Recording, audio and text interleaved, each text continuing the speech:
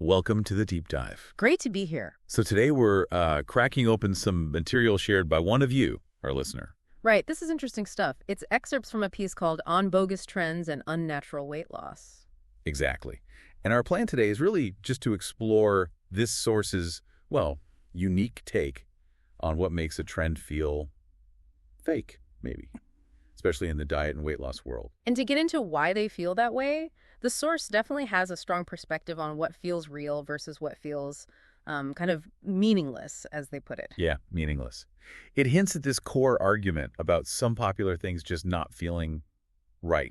Questioning what's popular versus what's genuinely substantial. And they kick things off with a specific word, right? Bogus. They do. Sets the tone immediately. They define bogus, informally, as something not real, not genuine, basically fake. So it's like a lens they're using. Pretty much. A filter for looking at these trends.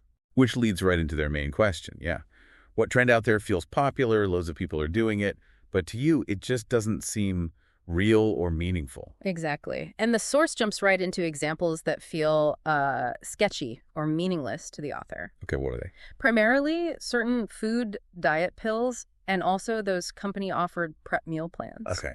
Let's unpack the why, though.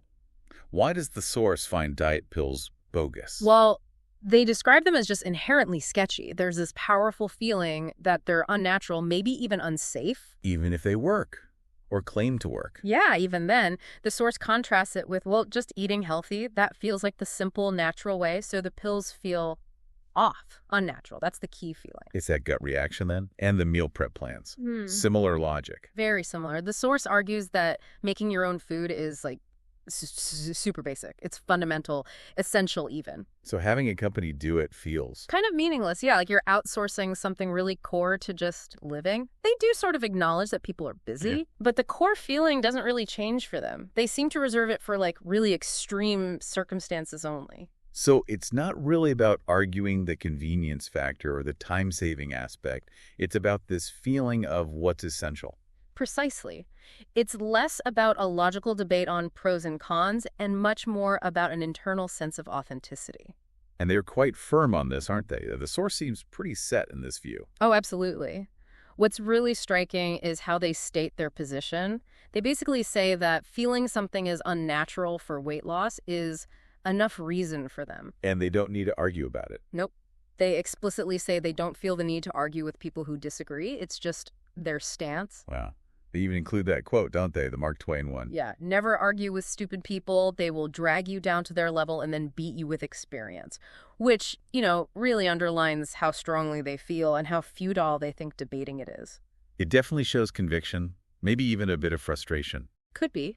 And they add that image, too, described from the source material, a TV ad for diet pills. Oh, right. Aimed at viewers, sort of pushing the pills. Yeah. Someone may be overweight, watching from their bedroom. It makes that bogus feeling very concrete, very visual, from the source's perspective anyway. Okay, so just to be clear for everyone listening, we're presenting the source's viewpoint here, the way they frame it. Exactly. Not endorsing it, just exploring what this particular source is saying and how they're saying it.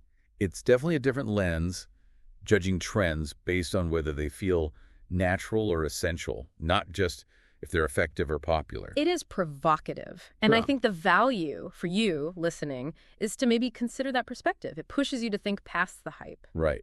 What are your own criteria? How do you decide if something feels real and worthwhile, or if it feels bogus? Yeah, like the source puts it. Absolutely. So this deep dive really gives us a very feeling-driven, opinionated way to look at popular approaches, particularly around diet. It's a strong reminder that our own gut feeling, about what seems natural or essential can be a really powerful filter. Subjective, yes, but powerful. Which leads to a final thought, maybe. Yeah, something to mull over. We live in a world that's constantly throwing new trends, new solutions at us, right? All the time. So, building on what this source emphasizes, how do you personally draw the line? How do you decide what feels genuinely natural or essential for your own life versus what just feels like, a bogus distraction?